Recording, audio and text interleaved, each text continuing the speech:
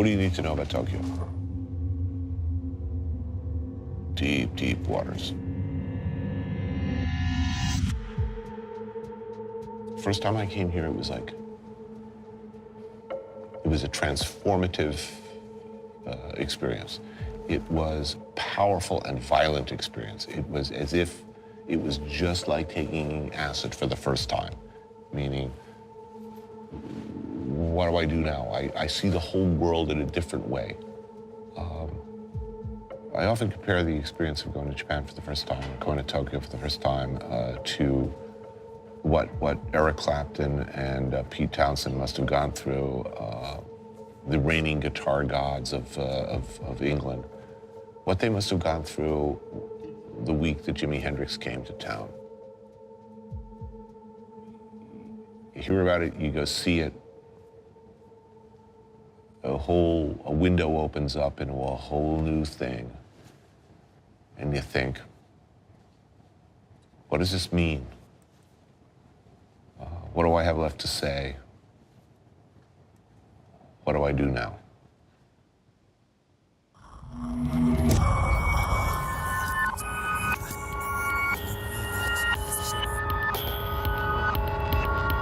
Welcome to Tokyo. You are not invited. This is the other Tokyo. 12-hour flight, and I'm baked. No sleep. Might as well, must, go out.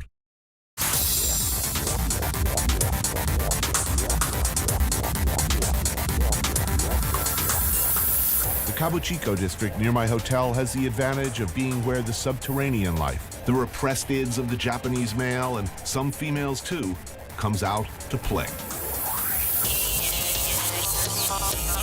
Joining me is Japanese film producer and production manager Masa Kokubo.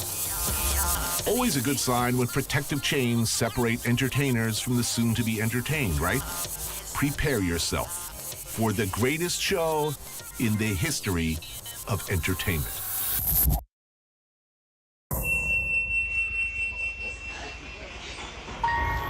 A long time ago, we lived a race that lived peacefully in all forests on a planet far away.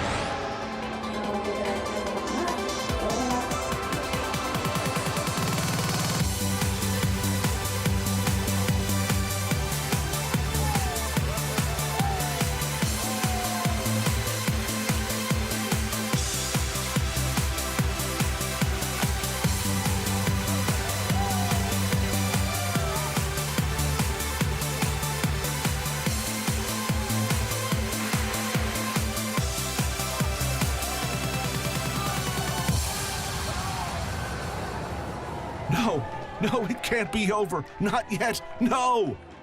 But yet it is, with a series of chaste high fives with the hard-working performers. Okay, I gotta tell you, I've seen Jimi Hendrix. Have you? I've seen Janis Joplin. I've seen David Bowie, Diamond Dogs. I've seen Colleen Dewhurst and Jason Robards in Moon for the Misbegotten, directed by Jose Quintero on Broadway. Oh. Considered one of the greatest productions ever in the history. This was the greatest show I've ever seen in my life. It had it all. It was the greatest show in the history of entertainment. I don't understand it. I'm completely confused. There's like 100 people working on that show. Millions of dollars worth of like robots and technology. How do they make money? Well, one thing for sure about this area is that like quite a lot of businesses unspoken but governed by the Yakuza. The Yakuza. That's the fraternal organization prominent in the entertainment and financial services sector, as they say, who are said to, supervise things here in Shinjuku. Principally your arcades, your gambling, pachinko, adult entertainments, your porn shops and sex clubs, along with other ancillary services. But how much actual boning is going on in the sex district? Generally speaking, it's more a field of dreams than the actual act of sex. Hostess cafes, for instance, where a lonely, overworked salaryman can find the attention of cute, seemingly adoring girls who find their every utterance fascinating.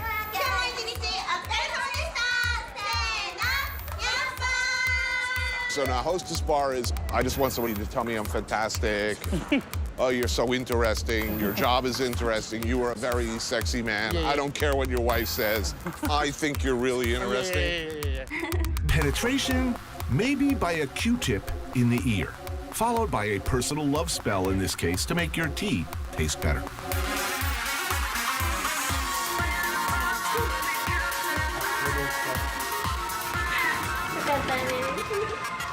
Okay, what is this place? What's happening here? Oh, this is the Are these boys? young boy host clubs for not for men, but for middle-aged ladies who are bored with the regular housewife's life. Well, wait a minute, you got like a million guys wandering around here looking to get, and you got a whole bunch of bored middle-aged housewives coming in here. Spending quite a lot of money. Why don't they go to the same club and somebody will actually have sex? People don't like getting rejected, so they sort of like pay for their pleasure. And then they make you feel welcome, and maybe you can feel like, I'm not that bad after talking to those girls or boys. That's the saddest thing I've ever heard. Well... No, that's heartbreaking, dude. Is the business of Shinjuku dreams? It is more for the dream of doing so, which is never going to happen. Really? All of this? I mean, it is a very enticing situation. I mean, look at this. Wait a minute. She looks like she really likes me. Look, she's got her tongue tucked up in the corner of her mouth. Who? Which one? Oh, no. That's a boy, though. Oh. Well. Whatever.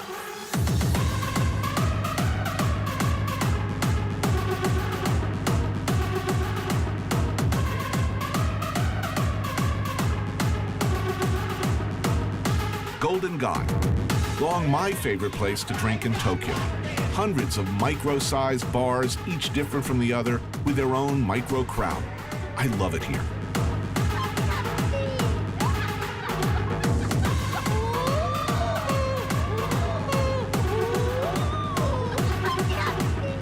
No, actually, I've never been here before. Maybe I have, I don't know. This place is one of Masa's favorites, Bar Albatross. A few seats, strong drinks, the definition of a hole in the wall. Now, do people come here right from work, drink all night, and then go back to work? 仕事終わってすぐ来られて。やっぱ多いのはサラリーマン。 Oh, salaryman. Salaryman? Would a salaryman bring his wife here? それは奥さんっていうわけじゃなくてですよね。さんのが So, look, in America, the bartender is like a priest. So you come and talk to them? I can tell him all of my problems. And I could behave very badly, and he will never talk, ever. This is the contract. Okay. Absolute confidentiality. Do I have that kind of arrangement here now? こっから出さないようにしてもらえますかって聞いてますけど。あ、そういうことですね。それはもう秘密を守ります。So I have his implied guarantee of total security. Yep.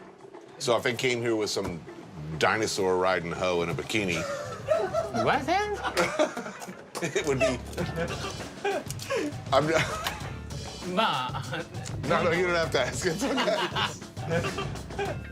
Oh man, this is a great country.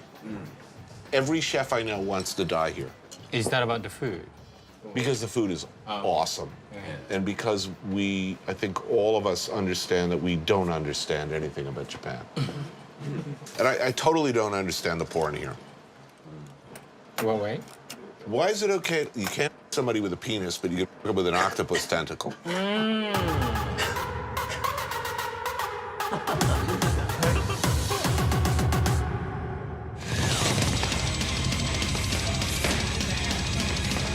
In Japan, there is a very old, very deep, and very rich tradition of martial arts. Many styles, many schools. The Yonakura Gym in Toshima Ward focuses on boxing, and this man, Kenji Yonakura, is a legend, having trained generations of fighters using a simple and effective philosophy that has some real application to our story. There it is, pasted on the wall behind the ring. 1. Speed. 2. Timing. 3. Distance. The same idea applies to the convention-shunning sushi techniques of New York City legend Naomichi Yasuda. Until recently, the chef partner of one of the very best, if not the best, sushi restaurant in New York, the eponymous Sushi Yasuda. A short while ago, under very mysterious and completely misreported circumstances, he left the Manhattan restaurant, which still bears his name, and at age 52, moved to Tokyo to start all over again. I was determined to track him down and see what the hell he was doing. These days, this great man is running a 14-seat sushi bar in the Minato district of Tokyo. His wife, Naomi, is his only helper. Welcome to new place. Thank you for coming. Why did you do such a hard thing? This city, Tokyo, this is kind of the mecca of the sushi. So I just want to be the sushi chef in Tokyo.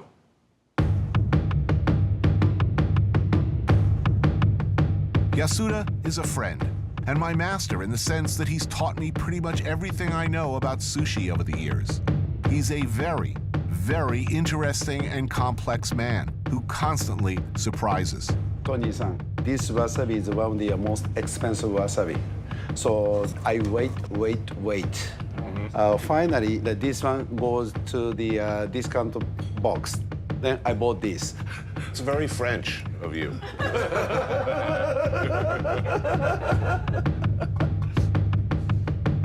So many things separate Yasuda-san from other Japanese sushi masters.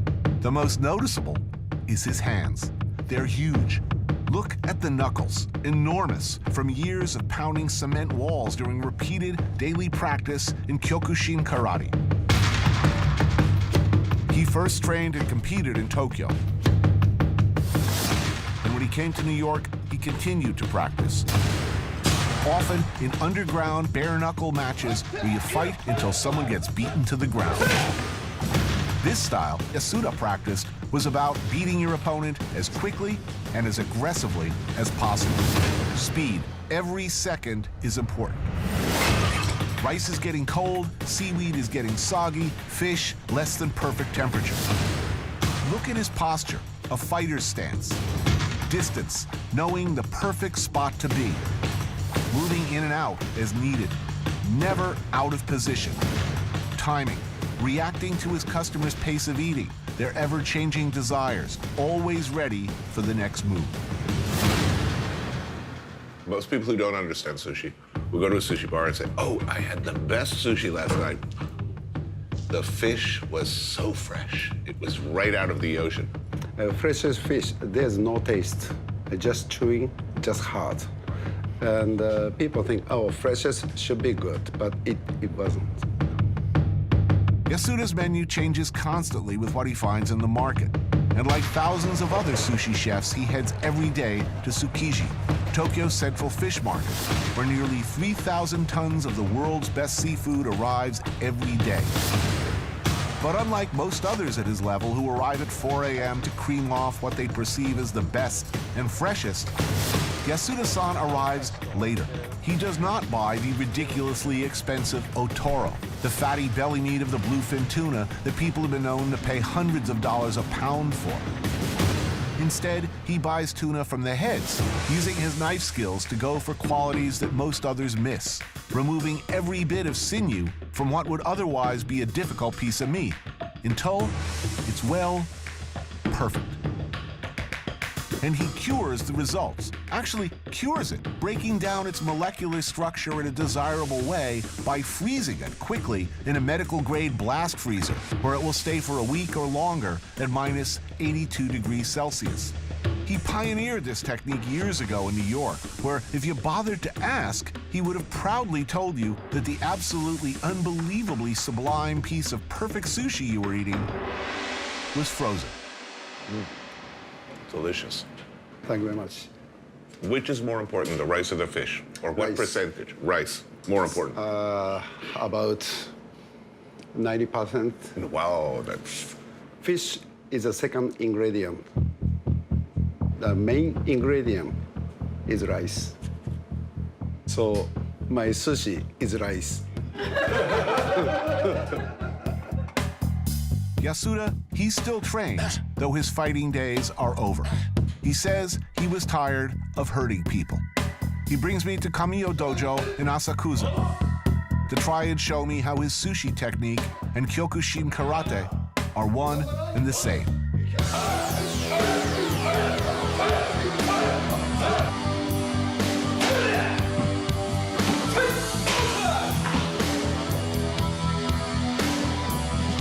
Nobuyuki Kamiyo, the master.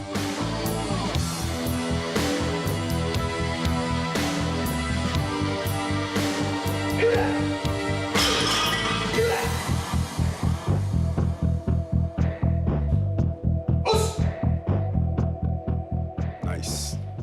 Many of the people ask me, what's the point between the karate and the sushi?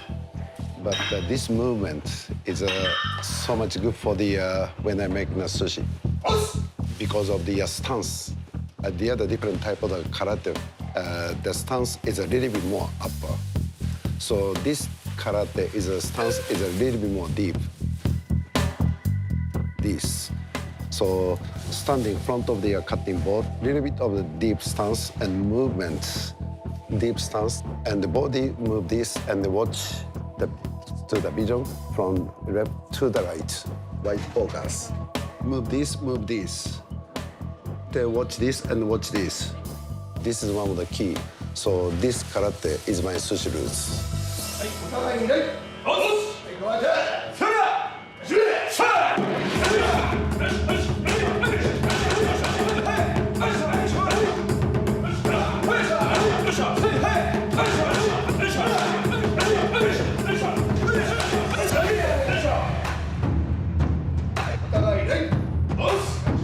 Now, in an official tournament, 2-minute round, 2-minute round. and the result you're looking for is points. Point or knockdown. But 2 minutes fight or 1 minute fight, that's most hardest. It's underground. You can just work on their legs for 5-7 minutes to slow them down, then you go in. Yes, and no compromise, just do it. Whatever may happen, no excuse. See the result, good or not. If it's bad, try again. Don't give up. Right. This is my sushi. Perfect.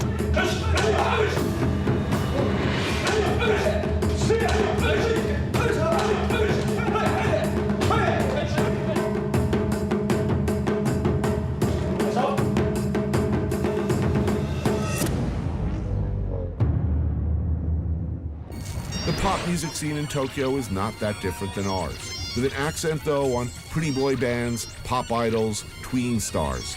Generic, industry-created crap for the most part. Like I said, not so different than us. Picture an army of Miley Cyruses, or would that be Miley Cyri? Going against the grain are a few lone heroes like Merging Moon. 2 self-released albums and no hint of a record deal.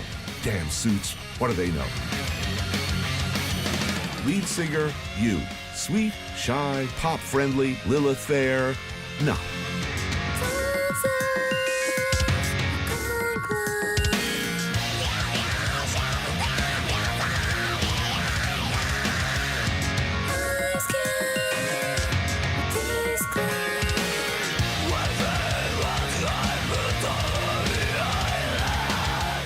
Yeah, so how big an audience in Japan for thrash metal, death metal, hardcore?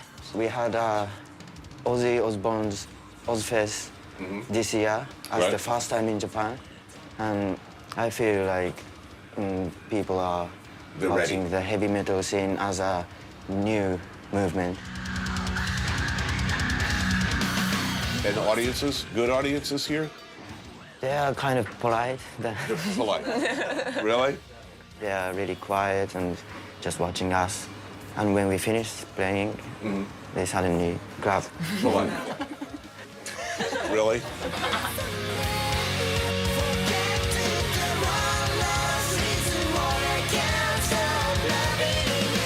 You know, when I look at popular music, the stuff that's selling millions of records in America, it makes me angry, actually. Do you mean that you sometimes get angry with some people? Yeah, if I see Nickelback, I want to kill myself. Okay, I want to kill them, and then I want to kill myself. And then I want to kill everybody who listens to them. Okay. So like that. What's so funny? That's true. Like, I mean, who do you hate? What band do you hate? What a band that I would know. Who's the worst band in the world? The worst popular band in the world? Who? My Chemical Romance. Oh, My Chemical Romance, yes. Hate them. That's a good one.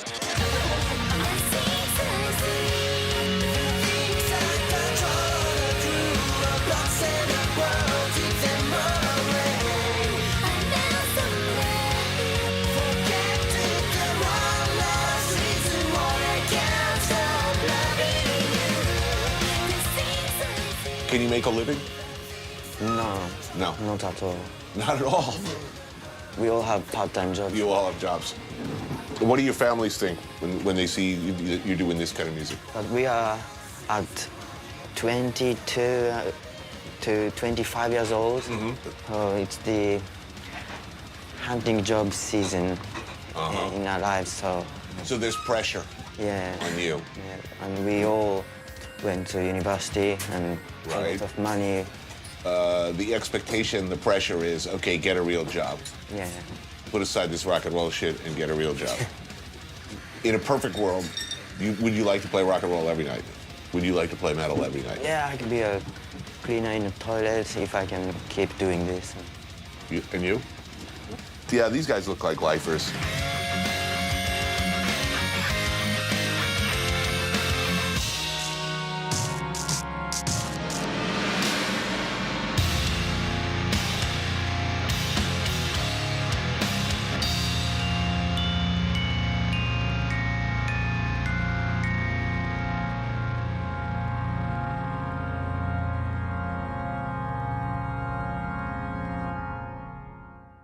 Tokyo may well be the most amazing food city in the world, with a nearly unimaginable variety of places stacked one on top of the other, tucked away on every level of densely packed city streets.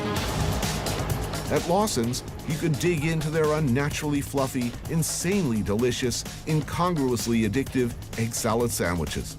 I love them. Oh, yeah! Layer after layer after layer of awesome. Crowded eateries serving who knows what. But it all smells delicious and looks enticing. In the tiny, almost micro neighborhood of Nakameguro, Tokyo, all is quiet. And amazingly, for right here in the middle of this eye-goggling pinball machine of a city, green. Yasuda lives near here, and he loves this place.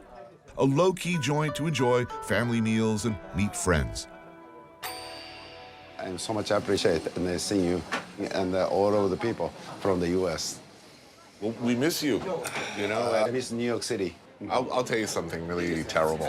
Every relationship I've ever had with a woman, at some point, very early on, I bring them to Yasuda in New York. And I would watch how they eat. If they talk too much, if they didn't understand how to eat sushi, if they did not eat the uni, we will never have a relationship. We will. That's it. It's the end.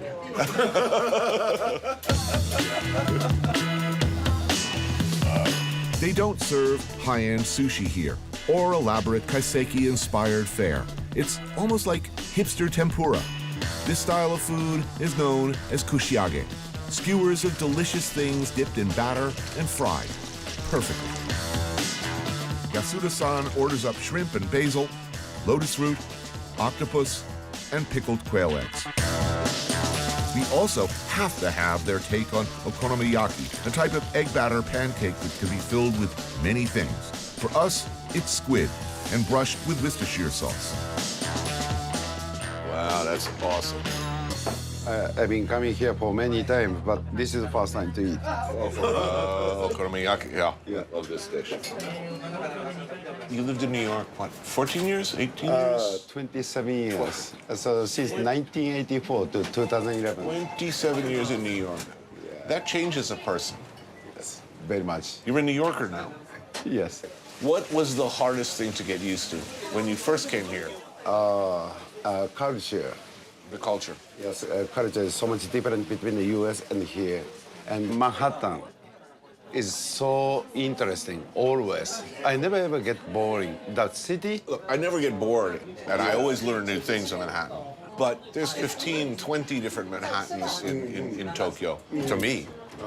I mean, if you, Shinjuku, Shibuya, Roppongi, from my perspective, these are completely different cities, even building to building. Pachinko down here, nightclub for men, nightclub for girls, nightclub for rock and rollers, hair salon, but all up.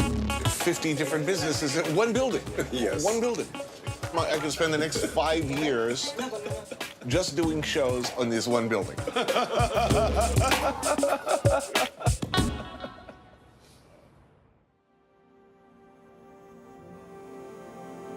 What is weird?